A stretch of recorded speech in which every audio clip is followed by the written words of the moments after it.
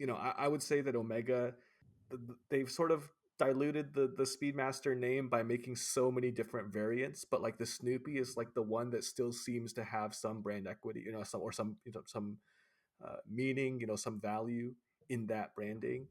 They've not been overly judicious in using it. Um, Again, like we discussed before, I think that if you're going to talk about one watch with heritage, one watch that's iconic, Hmm. in this price point, it is the Speedmaster. And this is sort of like in some sense, like the flagship Speedmaster right now. Like, yes, there's precious metal ones. Yes, there's the Caliber 321.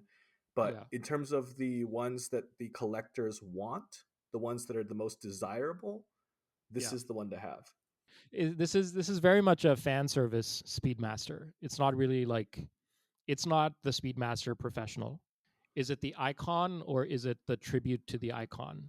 It's not necessarily a tribute though, because the Snoopy does have historical Has its own, significance, yeah. Snoopy has his own right? Like the iconic value. 45th anniversary Silver Snoopy limited edition, right? With the very famous text, "What could you do in 14 seconds?" or whatever, right? That Right. is a very, I don't know. Like, of course, there's some Omega branding surrounding it, but to me, like that feels like a pretty authentic story. I haven't seen that watch in person, but I remember very distinctly way back when I was first started getting interested in watches, like 4 or 5 years ago, when I first like fell into the rabbit hole, and like it was just like the the feeling of being in like submerged in this world was just intoxicating. That's the Speedmaster I saw without knowing what it was or like really the hype around it. The what could you do in 14 seconds Speedmaster? I Hmm. I still have a very special place in my heart for that particular variant. I love that watch.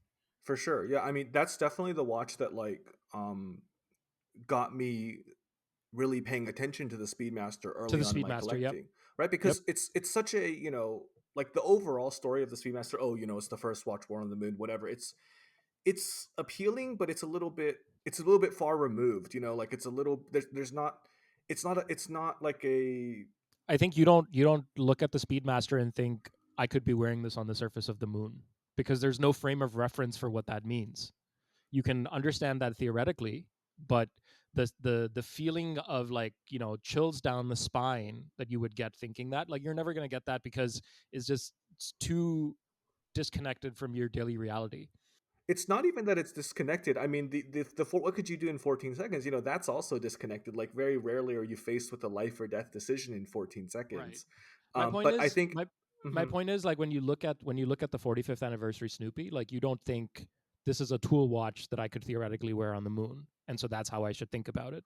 It evokes a sense of romance around the space race and around the Apollo missions, and it captures that and spits that out in such a beautiful design that you can't help but start thinking about those things when you think about that watch. It's a very specific romantic moment in history. It's much. I think it's that level of specificity that gives it its like that makes it feel intimate, that makes it feel special, right? There's ton of missions to the moon, there's ton of missions to space. Speedmaster is worn in many of them. Speedmaster is also not worn in many of them. Like it's just far removed. That's what I mean. But this is an intimate, specific story that romanticizes like human resilience and innovation and whatever. And then there's this true piece of history where NASA awarded Omega the Silver Snoopy Award for their contribution, and then now they're making a watch that's paying tribute to that. And they've only made like 3 Snoopy watches in history ever.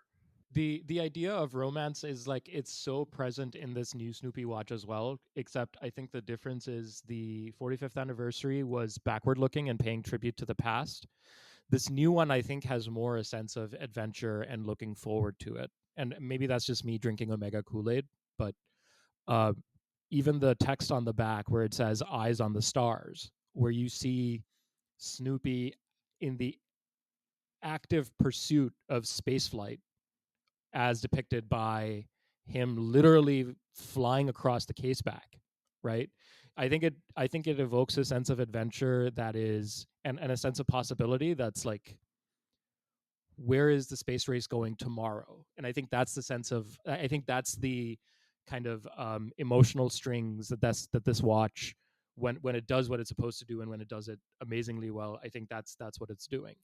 And the space race historically was what it was, but going forward, the space race is a completely different beast. Big parts of it are privatized.